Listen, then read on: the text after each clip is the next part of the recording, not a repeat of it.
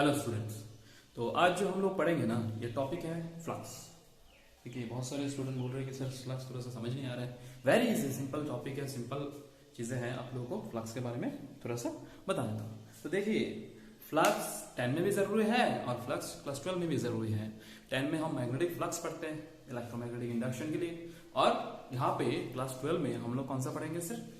Gauss theorem पढ़ने के लिए इलेक्ट्रिक फ्लक्स का जरूरत है। तो इलेक्ट्रिक फ्लक्स एक्चुअली क्या होता है? तो इलेक्ट्रिक फ्लक्स समझने से पहले हम लोग को कुछ चीजें समझना पड़ेगा। Topic is this topic flux. Okay sir, तो फ्लक्स समझने से पहले ना सर कुछ एरिया के बारे में समझना पड़ेगा, क्योंकि यहाँ पे एरिया जरूरत है। फ्लक्स जो हम निकालेंगे सर, फ्लक्स का डेफिनेशन होता है electric field passing through a certain area. कुछ एरिया में कुछ इलेक्ट्रिक फील्ड पास हो रहा है, उसको हम बोलते हैं फ्लक्स।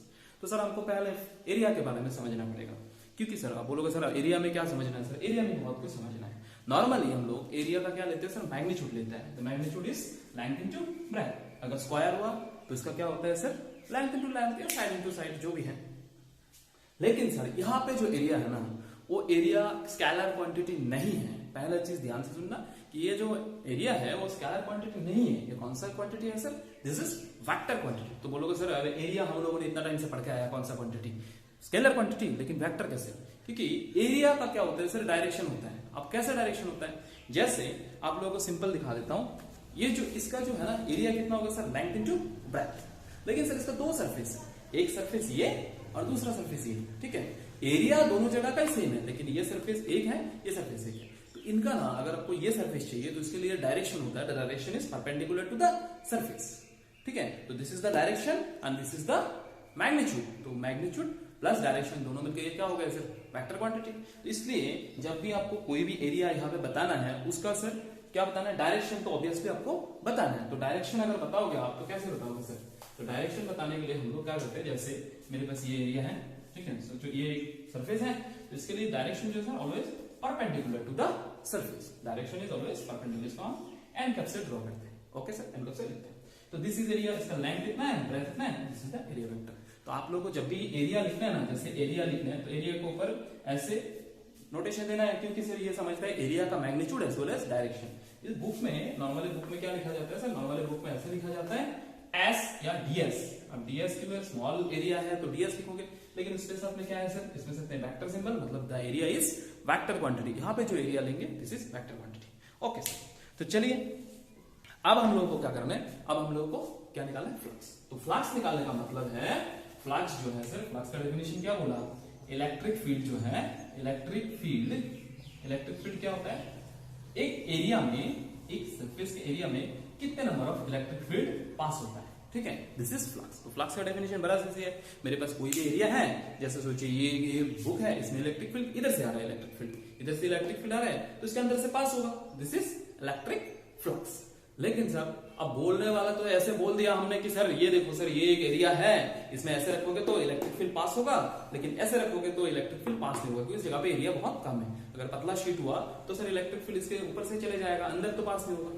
तो ये तो हमने बोल दिया इसको। जब ऐसे रखेंगे, अगर फील्ड पास हो रहा है देन इलेक्ट्रिक फ्लक्स होगा। जगह अगर ऐसे करेंगे तो फील्ड पास नहीं होगा, क्योंकि यहाँ पे एरिया तो है ही नहीं, तो फ्लक्स नहीं होगा। लेकिन सर मैथमेटिकली कैसे लिखेंगे? This is very important. Mathematical कैसे लिखते हैं? अब देखो, मैथमेटिक्स जो है ना वो हमारे स्टाइल में हम लोग बनाते हैं। ऐसा कोई नहीं सर, आपको ऐसे चीज लिखना है जो इसका जो मैंने जैसे बोला ना सर कि ऐसे रखेंगे, देखो ऐसे रखेंगे तो इसके अंदर से लाइन पास होगा, क्योंकि यहाँ पे तो एरिया है। तो यहाँ पे जब लाइन पास होगा सर तो इसमें फ्लक्स कितना होगा हम लोगों का? मैक्सिमम नंबर ऑफ लाइन इसमें से पास हो सकता है। लेकिन ऐसे रखेंगे तो ये लाइन पास नहीं होगा, मतलब फ्लक्स कितना होगा सर? जीरो होगा। तो मैथमेटिकली इसे एक्सप्रेस करना है। तो मैथमेटिकली हम लोग कैसे लिखते हैं फ्लक्स? फ्लक्स जो डिनोटेशन होता है इसको हम लोग कैसे लिखते हैं? फ्लक्स को हम लोग लिखते हैं फाई से, याद रखना, सिंपल फाई से लिखते हैं। और इसका फॉर्मूला होता है E डॉट ds। ठीक है, electric field also vector quantity, this is also vector quantity. Electric field तो सर वेक्टर क्वांटिटी, क्यों वेक्टर क्वांटिटी का है? क्योंकि इलेक्ट्रिक फील्ड का मैग्नीट्यूड भी है एज वेल एज उसका डायरेक्शन भी है। ठीक है, और ये जो एरिया हमने लिए ना, ये एरिया जो है सर, ये एरिया आपको समझना है, this is also a vector quantity. यहाँ पे कौन सा प्रोडक्ट आपको दिख रहा है? यहाँ पे प्रोडक्ट दिख रहा है सर, कौन सा? Dot product. तो डॉट प्रोडक्ट हम लिखते हैं E ds cos थीटा। अब बोलोगे सर यहाँ पे डॉट प्रोडक्ट क्यों लिए? इसलिए लिए क्योंकि हमारा कैलकुलेशन में हम जब वैल्यू पुट करेंगे, कैलकुलेशन में जब वैल्यू पुट करेंगे उस वैल्यू के लिए हम लोग को क्या होना चाहिए सर, हमारा जो सरफेस का सब मैच हो जाए। लेकिन याद रखो ये ई तो सर ई लिख दिया, ds जो है ना इस ई इसका मैग्नीट्यूड है, ठीक है, ये मैग्नीट्यूड इसका ds का मैग्नीट्यूड, लेकिन इसका डायरेक्शन क्या है सर, इसका डायरेक्शन है एन कैप, ठीक है। आप ध्यान से सुन लो, ये ई का क्या है सर, ई का मैग्नीट्यूड, ये ds का मैग्नीट्यूड और एन कैप किसका है सर, इसका है। और cos थीटा जो हो रहा है ना, एंगल किस किस के बीच में हो रहा है, एंगल हो रहा है sir electric field and the surface vector. क्योंकि हमारा जो सरफेस था इसका जो डायरेक्शन था ना, वो डायरेक्शन कैसे था सर, ऊपर था डायरेक्शन। तो इस एन कैप के साथ हमको क्या करना है सर, इलेक्ट्रिक फील्ड के साथ देखना है। आपको ध्यान से सुनना है सर, एन कैप के साथ इसको इलेक्ट्रिक फील्ड का डायरेक्शन कैसे होता है, ठीक है सर। तो सिंपली ये फॉर्मूला जो हम लोग कैसे करना है, ई ds cos एन कैप, ठीक है। बहुत सारे लोग ये एन कैप नहीं लिखते, ये लिखना जरूरी है क्योंकि हम ई के साथ ds का वेक्टर नहीं कर, मतलब ई के साथ एन कैप का कर रहे हैं, ठीक है। एरिया वेक्टर, एरिया का वेक्टर कौन सा होता है सर, ये तो एरिया है, ये जो एरिया है ds लिखते हैं हम लोग, लेकिन इसका वेक्टर का डायरेक्शन है एन कैप, इसके साथ देखना है। तो सिंपल सिंपल सोच लो सर, यहाँ पे मैं फोटो दिखाता हूँ आप लोगों को। जैसे सोचो मेरे पास ये वाला एरिया है, तो इसका जो एरिया का वेक्टर होगा, डायरेक्शन कैसे होगा सर, ऐसे, मतलब इसका डायरेक्शन होगा सर ऐसे। अगर हम ऐसे रखेंगे, ये एन कैप ऐसे है, एन कैप इस प्लेन का ऐसा है, और हम लोगों ने इलेक्ट्रिक फील्ड छोड़ा कैसे, ऐसे। तो जब इलेक्ट्रिक फील्ड ऐसे छोड़ेंगे, दोनों में एंगल कितना बनता है, 0 डिग्री। कैसे सर, अब फोटो ड्रॉ करके दिखा देता आप लोगों को, ठीक है। फोटो ड्रॉ करके आप देख लो, ये मेरे सोचो एक प्लेन है, ठीक है, दिस इज द प्लेन, ठीक है। तो इसके लिए हम लोग अगर ये सरफेस ले रहे हैं तो इसका एन कैप होगा ऐसे, ठीक है। ये सोचो प्लेन है तो इसका एन कैप कैसे सर, दिस डायरेक्शन, ठीक है, एन कैप इस डायरेक्शन। अब इधर से इलेक्ट्रिक फील्ड आ रहा है, ऑब्वियसली इस प्लेन के अंदर से जाएगा, ठीक है। तो इलेक्ट्रिक फील्ड इसके अंदर छेद करके इधर से निकलेगा, इसके अंदर छेद करके इधर से निकलेगा। तो इलेक्ट्रिक फील्ड का डायरेक्शन और एन कैप का डायरेक्शन, हमारा फॉर्मूला क्या था sir, phi equal to E ds cos N cap. देखो cos थीटा और एन कैप, तो ये cos थीटा जो है ना angle between E and N cap, ठीक है। तो इलेक्ट्रिक फील्ड डायरेक्शन में, एन कैप इस डायरेक्शन में, दोनों में cos थीटा कितना होगा, 0 डिग्री। तो लिखेंगे E ds cos 0 डिग्री, और cos 0 आपको पता है 1 है। तो इलेक्ट्रिक फ्लक्स कितना होगा सर, EDS, ठीक है। Electric flux is equal to EDS, ठीक है। जब ये प्लेन ऐसा रहेगा और इलेक्ट्रिक फील्ड ऐसे पास होगी, ये प्लेन ऐसा है, इलेक्ट्रिक फील्ड भी इधर है, तो एन कैप भी रहे। आपको डायरेक्शन देखना है, बिना डायरेक्शन से आप ये कैलकुलेट नहीं कर सकते, ठीक है। एन कैप और this is the electric field, ठीक है। अगर हमने इस प्लेन को सर हम लोगों ने सीधा सीधा रख दिया, कैसे रख दिया सर, देखो इसको हमने बस ऐसे ऐसे रख दिया, ठीक है।